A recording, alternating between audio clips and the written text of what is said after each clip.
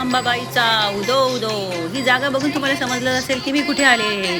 आम्ही आलो आहे कोल्हापूरला. नरसोबाच्या वाडीच्या नंतर आम्ही निघालो कोल्हापूरच्या देवीचं दर्शन करायला. तर हे पोचलो आम्ही मंदिरात. पाऊस आलेलाच होता, त्याच्यामुळे सगळीकडे ओलं ओलं होतं.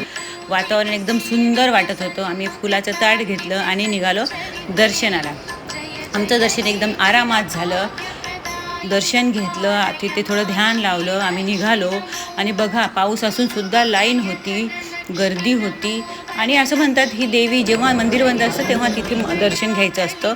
दर्शन घेतलं मंदिरात. दत्ताचं मंदिरही होते, तिथेही दर्शन घेतलं. लोकांची लगबग सुरू होती, फोटो वगैरे काढण्याची, बघण्याची धावपळ सुरू होती. आम्ही पण इथे थोडा फेरफटका मारला, बघून घेतलं कसली दुकाने आहे कसलं नाही. आणि मग आम्ही निघालो बाहेर. कळसाचं दर्शन पण घेऊन घ्या.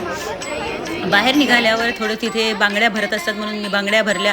शर्वायला खेळणी पाहिजे, ते तर घ्यावंच लागणार, त्याच्यामुळे आम्ही शर्वासाठी खेळणी घेतली. कोल्हापूरला आलो आणि कोल्हापुरी चप्पल नाही घेतली असं होणार आहे का? मग आम्ही कोल्हापुरी चप्पलसुद्धा घेतली. रात्री तिथे आम्ही मुक्काम केला असल्यामुळे सकाळी आम्ही लवकर उठून परत एकदा दर्शनाला गेलो.